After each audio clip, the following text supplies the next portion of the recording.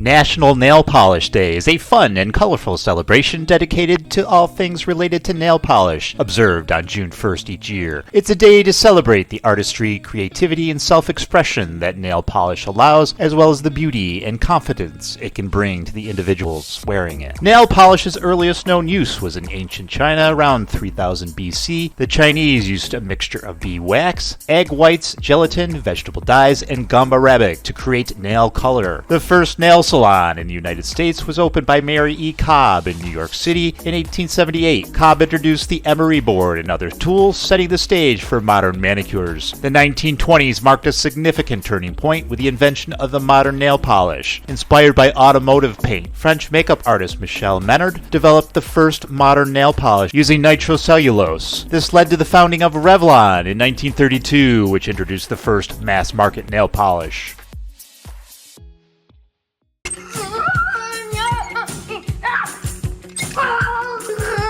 I Love My Dentist Day is a celebration held annually on June 2nd to appreciate the hard work and dedication of our dentists. It recognizes the crucial role dentists play in maintaining oral health, preventing dental diseases, and ensuring overall well-being. Evidence suggests that ancient humans practiced some form of dental care, such as using sticks to clean teeth or chewing an abrasive material to remove food particles. Archaeologists' findings, including dental tools and dental modifications, indicate that ancient civilizations like Egyptians, Mesopotamians, and Indus people performed dental procedures such as tooth extraction and rudimentary fillings. Ancient Egyptians were among the first to document dental practices, including the treatment of dental ailments and the use of herbal remedies and incantations for toothache relief. Dentistry was often practiced by barber surgeons and craftsmen before it became a formal profession. I don't know if I want my barber playing with my teeth.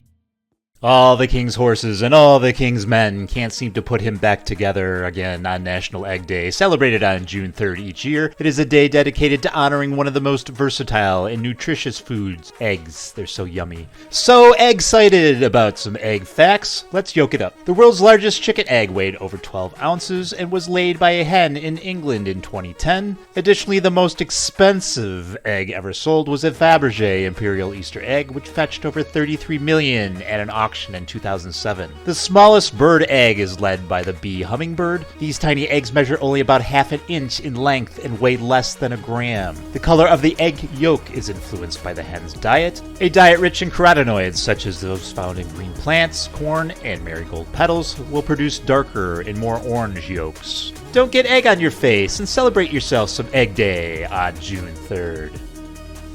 Very likely our arch foe, that egg scribble egghead. I haven't done a doggy day here on this channel for quite a while, so let's focus on International Corgi Day. That's celebrated on June 4th. Here's some random facts about the pup. Corgis have been the preferred breed of British royalty, especially Queen Elizabeth II. Originally bred as herding dogs, Corgis are intelligent, agile, and have a natural herding instinct. Corgis come in a variety of colors, including red, sable, fawn, black, and tan, and blue merle. Blue merle? Corgis typically have a lifespan of 12 to 15 years, making them relatively long-lived for their size. There are two breeds of Corgi: Pembroke Welsh Corgi, known for its distinctive appearance, including a docked tail and slightly smaller size compared to the Cardigan. Popularized by Queen Elizabeth II, who has owned more than 30 Pembroke Welsh Corgis. And then the Cardigan Welsh Corgi, one of the oldest herding breeds, characterized by a long fox-like tail and slightly larger build, known for being sturdy and adaptable. National Gingerbread Day is celebrated on June 5th each year. It's a day dedicated to the beloved holiday treat gingerbread, which has a rich history and cultural significance. The use of ginger dates back to ancient Greece and Egypt, where it was used for medical purposes and as a preservative. The combination of honey and spices, like gingerbread, was used in these early civilizations. Gingerbread, as we know it, began in medieval Europe. The term gingerbread originally referred to the preserved ginger. Over time, it evolved to mean confection made with honey and spices. In the 11th century, crusaders brought ginger and other spices back from the Middle East. These spices became valuable commodities in Europe, and gingerbread emerged as a popular delicacy.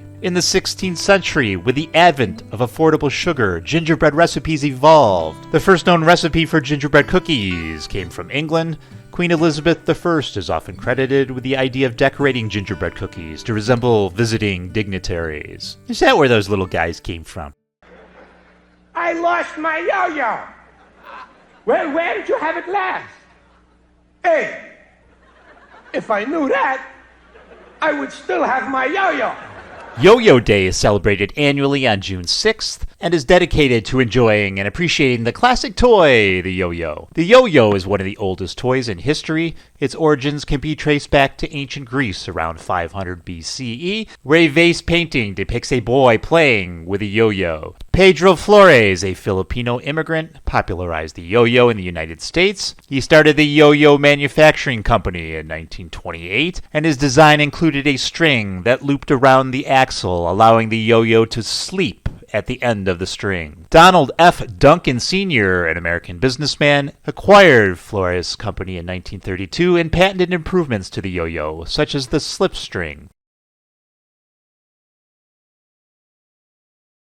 National VCR Day is celebrated annually on June 7th to commemorate the video cassette recorder, a revolutionary technology that transformed how people watched and recorded television and movies. The first videotape recorders were developed in the 1950s, primarily for professional and broadcast use. The Apex VRX 1000, introduced in 1956, was one of the earliest videotape recorders. The VCR as a consumer product emerged in the early 1970s. The U-matic format, introduced by Sony in 1971, was the first widely adapted videocassette format. VCRs became a common household item, allowing users to record television shows, rent and watch movies, and build personal video libraries. The ability to time-shift TV viewing and watch movies at home revolutionized entertainment consumption. The advent of digital technologies, DVDs, and streaming services in the late 1990s and 2000s led the decline of VCRs. So who's going to program the VCR? Knit in Public Day, also known as Worldwide Knit in Public Day, is a global event dedicated to celebrating and promoting the craft of knitting and takes place on the second Saturday of June each year. It began as a way for knitters to come together and enjoy each other's company. Knit in Public Day was started in 2005 by Daniel Landis as a way to bring knitters out of their homes and into the public eye. The goal was to make knitting more visible, create a sense of community, and break the stereotype of knitting as a solitary or old-fashioned activity. The earliest form of fabric creation, similar to knitting, is nail binding, a technique that predates knitting. It involves creating fabric with loops and knots using a single needle. Artifacts of nail binding have been found dating back around 6500 BCE in various parts of the world, including Egypt and Scandinavia. The earliest known knitted items are a pair of socks from Egypt dating back to the 11th century CE. These socks featured intricate patterns and were made using a technique called sprang, which may be a precursor to true knitting. Here's a holiday I can really stand behind and lay down for and spoon for. National Sex Day is an observation on June 9th to celebrate sexual freedoms, pleasure, and exploration. The day has been around since the mid-1990s. In 2023, the theme was embracing sexual wellness and emphasized the importance of taking care of sexual health and well-being. This could include open communication, explore new things, and seek expert help when needed. It amazes me we're here in the year 2024 and still, as a society, have a hard time talking about sex. Yet it's a natural occurrence like breathing and eating, and that's how we all got here. The history of sex is a complex and multifaceted subject that reflects the diversity of human experience across culture and time periods. It has been shaped by religious beliefs, social norms, scientific inquiry, political movements, and continues to evolve in response to changing attitudes and values. I don't know. Go have some consensual sex and leave me out of it. Don't cheat. Iced Tea Day, celebrated on June 10th each year, is a day dedicated to enjoying and appreciating iced tea, a refreshing beverage that is especially popular during the hot summer months. Tea has been around a long time. The earliest known recipe for iced tea dates back to the 18th century. In the late 1700s, tea punch was a popular drink in the colonial America, made with green tea, sugar, and various spirits. These early iced tea recipes were more like tea-infused punches, often containing alcohol. Iced tea became popular in the United States at the 1904 World's Fair in St. Louis when tea merchant Richard Bleichenden served it cold due to the hot weather. During Prohibition between 1920 and 1933 in the United States, iced tea became even more popular as an alternative to alcoholic beverages. After World War II, advances in refrigeration and the widespread availability of ice made it easier to prepare and store iced tea. And as the saying goes, the rest is history. Plus I'm out of 60 seconds. National Corn on the Cob Day is celebrated on June 11th each year in the United States. This day is dedicated to enjoying corn on the cob, a quintessential summer treat often associated with barbecues, picnics, and family gatherings. Facts about corn. Corn was first domesticated in Mexico around 9,000 years ago from a wild grass called teosinte. The transformation from tiny hard kernels to the large ears we know today took thousands of years of selective breeding. An ear of corn typically has around 800 kernels in 16 rows, and the number of rows is always an even number. Botanically, corn is a type of grass, and it belongs to the same family as wheat, rice, and barley. Not all corn can pop. Popcorn is a specific variety of corn that has a hard, moisture-sealed hull and a dense, starchy interior. When heated, the moisture inside turns to steam, causing the kernels to explode. So get yourself some butter, some salt, a bib, and an ear of corn, and have yourself some corn on the cob. Raggedy Ann and Andy Day is a special day celebrated to honor the beloved rag dolls created by American writer Johnny Gorell. There's no clear indication or evidence why this day is observed on June 12th. The story of Raggedy Ann goes that Gorell's daughter, Marcella, found an old rag doll in the attic, and Gorell drew a face on it and named it Raggedy Ann by combining the names of two poems by James Whitcomb Riley, The Raggedy Man and Little Orphan Annie. Raggedy Ann made her debut in 1915. Gorell patented the doll and wrote the first Raggedy Ann stories, which were published in 1918 in a book titled Raggedy Ann Stories. In 1920, Gorell introduced Raggedy Andy, Ann's brother, in the book Raggedy Andy Stories. Andy was characterized by his sailor suit and was designed to be Ann's companion in various adventures. After John Gorell's death in 1938, his family continued to promote Raggedy Ann and Andy, and new stories were written by other authors to keep the characters alive. They have appeared in animated films, TV specials, and stage productions, further cementing their place in popular culture.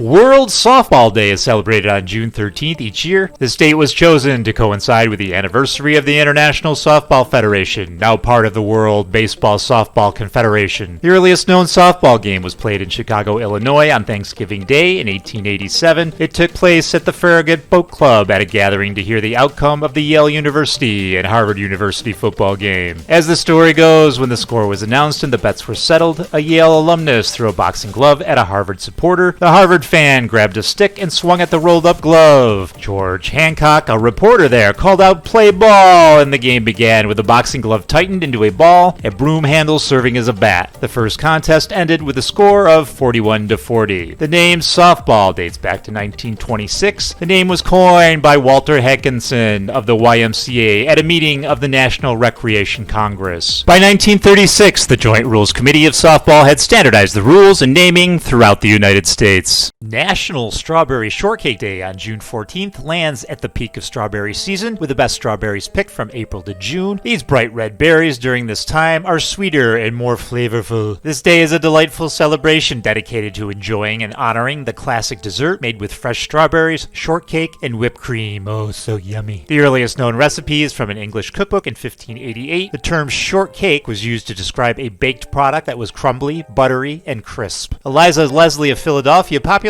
the recipe in her 1847 book, The Lady's Receipt Book, which called for a thick, unleavened cookie layer with strawberries and covered with hard icing.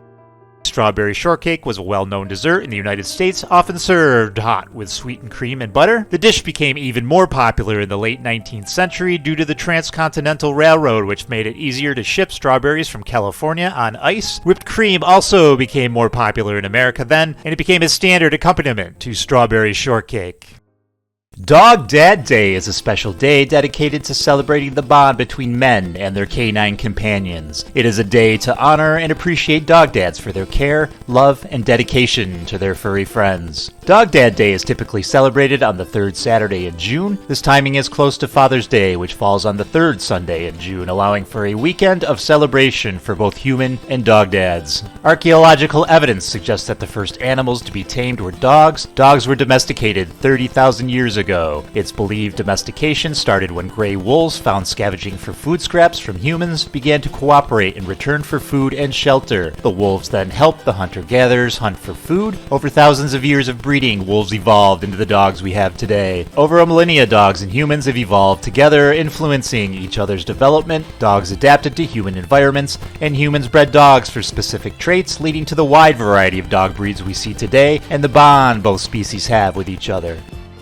Boxcar Bash Day is celebrated every third Sunday of June annually. Boxcar Bash Day is a day dedicated to the building and racing of boxcarts, which are typically small homemade vehicles made from materials like wood, cardboard, and wheels. These carts are powered by gravity or by pushing, and the event often includes races down a hill or on a specifically designed track. The modern soapbox derby has its roots in the United States during the Great Depression. In 1933, a photographer for the Dayton Daily News named Myron Scott witnessed boys racing homemade cars down a hill and was inspired to organize a more formal event. The first official race, called the Soapbox Derby, was held in Dayton, Ohio in 1934 and was won by 11-year-old Bob Turner from Muncie, Indiana. The following year, the race moved to Akron, Ohio, where it has been held annually ever since. The box cart is considered the soapbox racer of the modern times. Kids and parents can hammer together mini vehicles, making it an intergenerational experience that's shared with the whole community.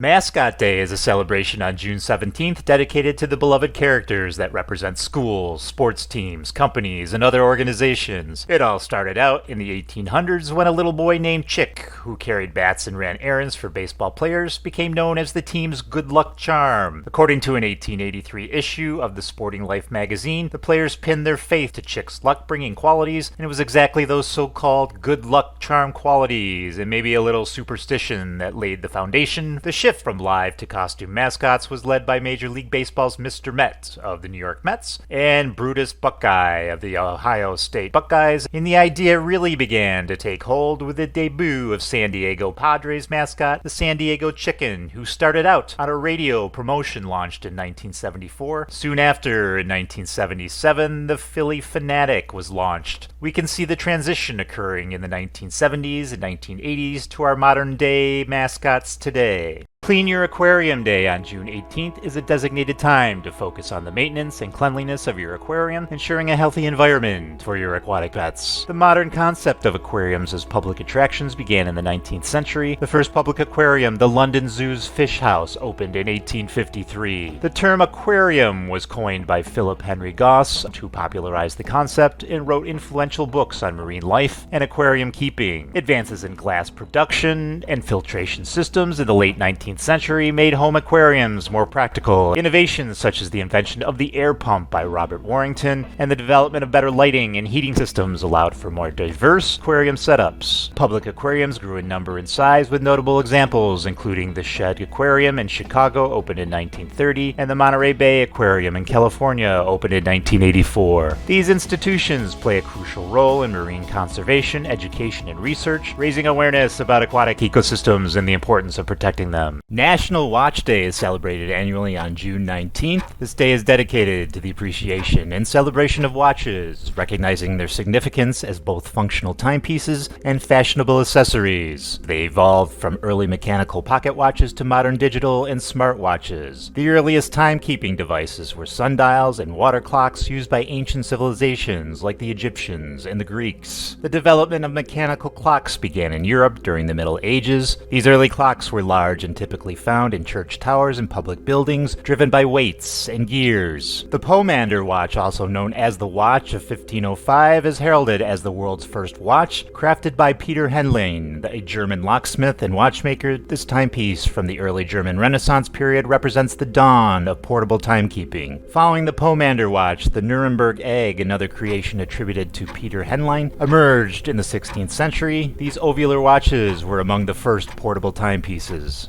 The spherical Melanchthon watch, dating back to 1530, is recognized as the oldest pocket watch that still operates. It belonged to Philip Melanchthon, a colleague of Martin Luther. Remarkably, it runs between 12 to 16 hours on a single winding. In the early 17th century, Nicholas Fairfax, a Parisian watchmaker, crafted a clock watch which features that were ahead of their time. This piece not only told the time, but also included an alarm and a calendar that displayed the moon's age in phase. It even allowed the user to read the length of moonlight after the sundown, a feature that showcased the intricate link between timekeeping and astronomy during that era. In 1675, the balance spring, or the hairspring, was invented by Christian Huygens. This invention significantly improved the accuracy of watches by controlling the oscillations of the balance wheel. In the 18th century, the lever escapement, invented by Thomas Mudge, became the standard in watchmaking, offering greater reliability and precision. John Harrison developed marine chronometers, solving the problem of determining longitude at sea. In the 19th century, the Industrial Revolution brought about mass production techniques, making watches more affordable and accessible to a broader audience. Wristwatches gained popularity during World War I as they were more practical for soldiers than pocket watches. John Harwood invented the first self-winding watch in 1923, utilizing a rotor that moves with the wearer's arm to wind the mainspring. The Swiss watch industry, with brands like Rolex, began to dominate the market, focusing on quality and precision. Seiko introduced the first quartz watch, the Astron, revolutionizing the watch industry with its unprecedented accuracy and affordability. The introduction of smartwatches, led by brands like Apple, Samsung, and Garmin, integrated technology with traditional watchmaking. Smartwatches offer features like fitness tracking, notifications, and connectivity, appealing to a tech-savvy audience. There are so many avenues to tell time these days. I haven't worn a watch in years. There's computers, smartphones, your cable box. Time is everywhere.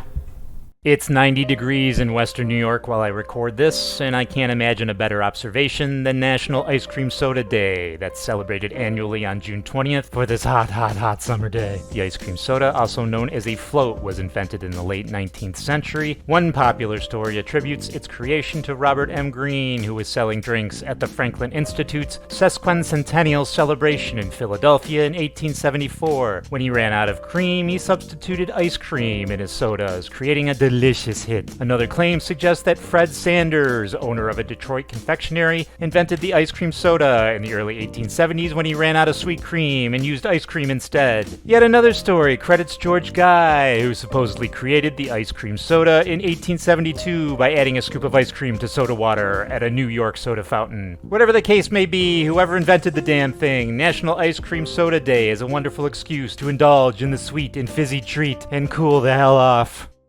The World's Ugliest Dog Day is an annual event that celebrates the unique beauty and individuality of dogs that might not fit the conventional standards of cuteness. This event is centered around the World's Ugliest Dog contest, which is typically held as part of the Sonoma Marin Fair in Petaluma, California. The contest, along with the rest of the fair, is typically scheduled for the fourth week of June. The contest takes place tonight at 9 p.m. Eastern Time, with the winners announced on Monday. Each year in the city of Petaluma, California, a contest is held to determine exactly which dog of all of them is truly the ugliest. This honor has been an annual tradition in the local area since the 1970s, when the contest got its start. Member Ross Smith is widely credited as the creator of the contest. After the association considered replacing their pet parade with a dog contest, Smith suggested an ugly dog contest, and the idea stuck. The old Adobe Association nurtured the World's Ugliest contest in its infancy, with Smith emceeing until 1981. Winners for the contest have been recorded since 1976, and it became part of the Sonoma Marin Fair in 1988. Animal Planet began sponsoring and filming the competition in 2006, bringing additional attention to the event. 8 dogs are competing for the title in the annual World's Ugliest Dog contest this weekend, which is being supported by Mug Root Beer to highlight the importance of adoption and support other dogs in need. The top 3 pups will split a $10,000 prize, and the winning canine will be featured on limited edition mug cans in lieu of the usual mascot. The World's Ugliest Dog Day is a heartwarming celebration that reminds us that every dog has its own charm and deserves a loving home. By promoting the adoption of all dogs regardless of their looks, this event helps change perceptions and encourages compassion and kindness towards all animals. Does it bother you when people say your dog is ugly? No.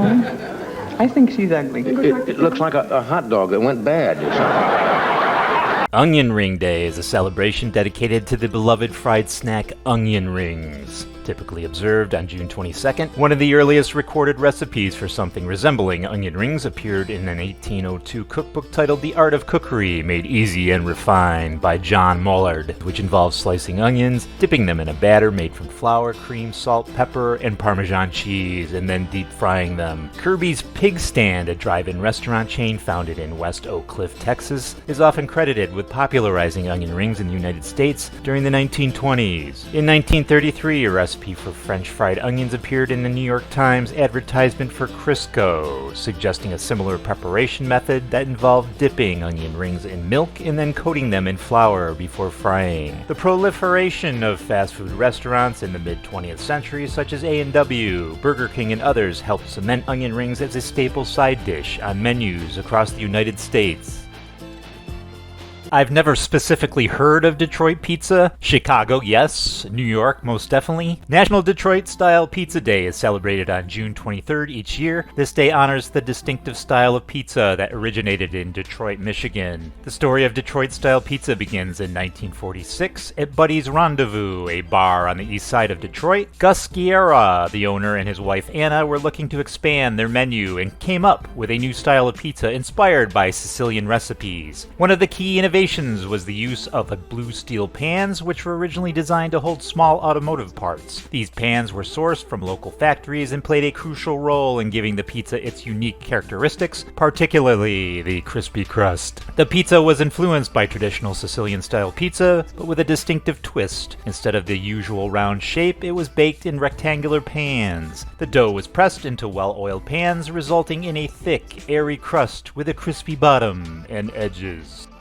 Midsummer, often associated with the summer solstice, is a celebration marking the longest day of the year, when the sun reaches its highest point in the sky. This event, which typically falls between June 20th and June 24th in the Northern Hemisphere, has deep culture, historical, and spiritual significance across various cultures. Midsummer has origins in ancient pagan traditions. It was celebrated as a time of fertility and abundance, honoring the power of the sun and the earth's bountiful harvest. Bonfires were lit to ward off evil spirits and ensure good fortune. The celebration of the summer solstice can be traced back to ancient times, evidenced by monuments like Stonehenge in England and the Newgrange tomb in Ireland, which are aligned with the sunrise of the solstice. In Christian contexts, midsummer is associated with the feast of St. John the Baptist on June 24th. This adaptation kept many of the traditional pagan customs while integrating Christian symbolism. Have a good day. Have a good, long summer day.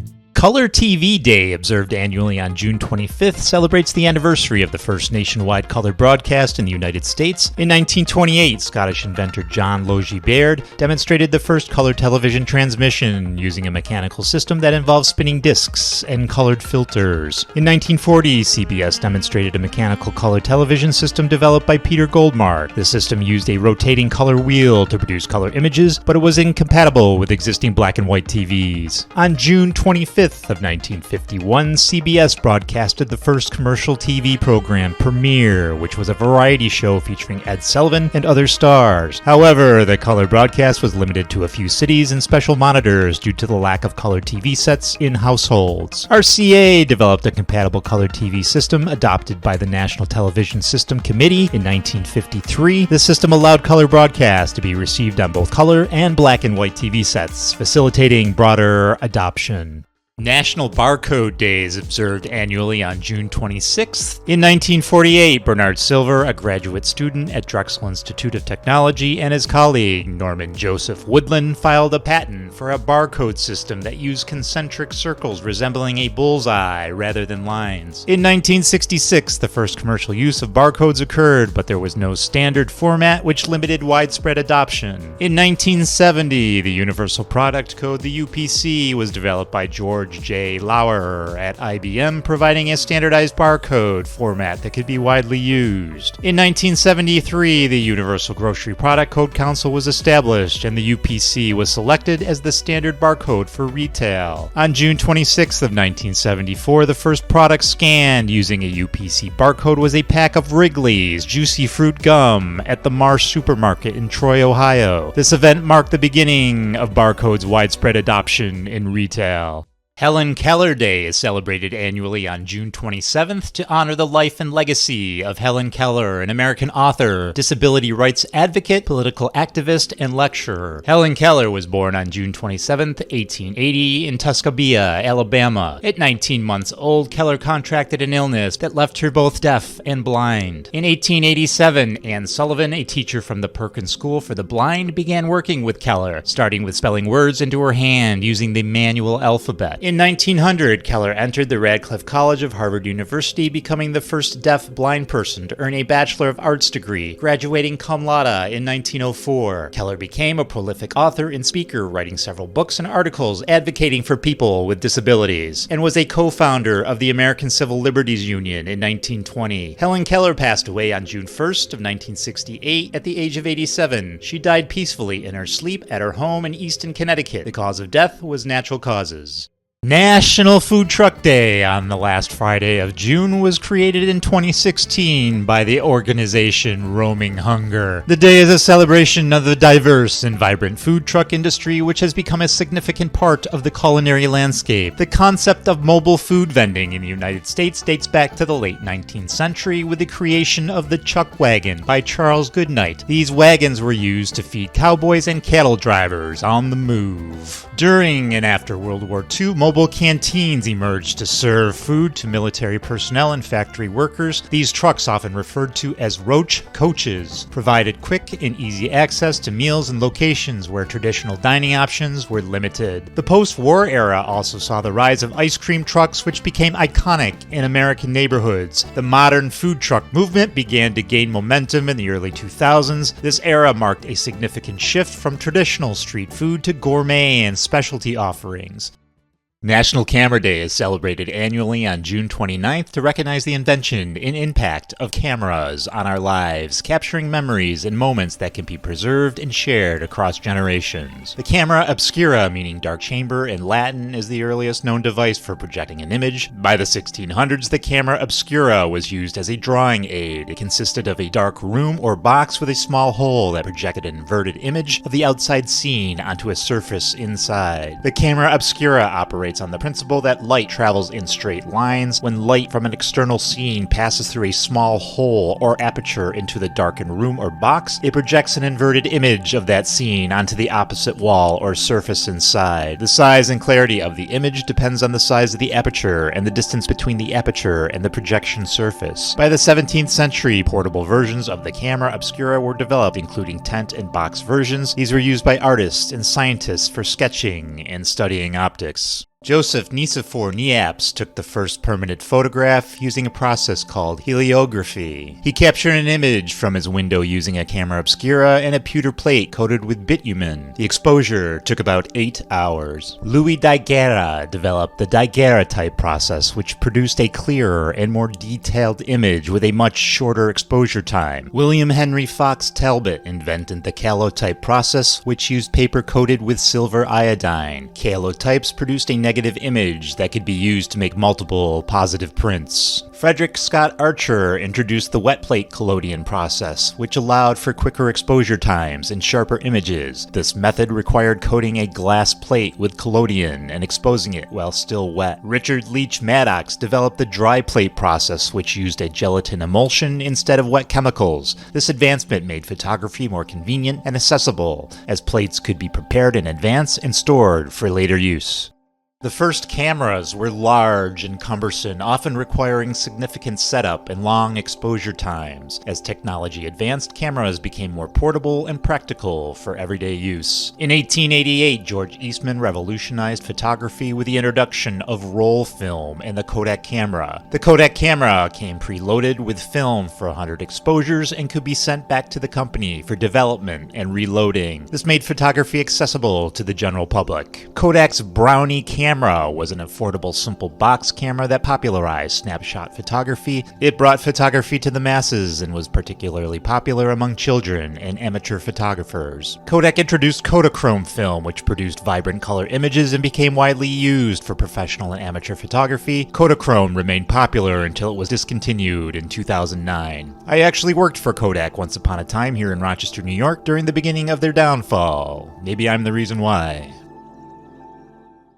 The Lumiere brothers introduced the autochrome process, the first commercially successful method of color photography. Autochrome was patented in 1903 and commercially introduced in 1907. It used glass plates coated with dyed grains of starch to produce color images. In 1948, Edwin Land invented the Polaroid camera, which produced instant photographs. The Polaroid Land camera allowed users to take and develop a photo in about 60 seconds. In 1975, Steven Sisson, an engineer at Eastman Kodak, created the first digital camera. It was a bulky prototype that used a CCD image sensor in recording black and white images onto a cassette tape. Kodak initially dismissed the technology, seeing it as a niche market with lower image quality than traditional film. They failed to understand that digital photography was rapidly evolving, and advancements would eventually match or surpass film quality. That's probably why they're just a shell of their previous selves. They were too busy buying pharmaceutical companies, which had nothing to do with their business model. By the 1990s, digital cameras became more affordable and widespread. Companies like Canon, Nikon, and Sony developed compact digital cameras with LCD screens and removable memory cards, making digital photography convenient and accessible. By the early 2000s, the integration of cameras into smartphones revolutionized photography. Modern smartphones feature high-resolution sensors, multiple lenses, and advanced image processing capabilities, making them the primary cameras for many people. Social media platforms like Instagram and Snapchat further popularized mobile photography, allowing users to instantly share their images with a global audience. The history of cameras is marked by continuous innovation and technological advancements, transforming from simple pinhole devices to sophisticated digital systems. Each development has made photography more accessible, versatile, and integral to our daily lives, allowing us to capture and share the world around us in every more creative and meaningful ways. I'm going to climb up on my soapbox on Social Media Day, observed annually on June 30th. It acknowledges the role social media platforms play in connecting people, fostering communities, and driving digital innovation. The news loves doom and gloom, and that's certainly true with social media. There are far more advantages than disadvantages with the medium. Our media will never openly recognize this because they're in the business of doom and gloom, because their viewers love to be shocked, and that brings eyeballs, which brings advertiser money. Our media has no interest in properly informing you. Their primary goal is money. Our government wants to police you and your children. The same thing happened with video games. The same thing happened with television. The same thing happened with comic books. Our government is here to pave our roads and protect our borders. They're not parents to your children or overseers of our lives. I love social media. I use it every day, and it's a positive influence in my life. I get to make these videos and share them with you. There's nothing negative there, and there's millions of people with similar and positive experiences.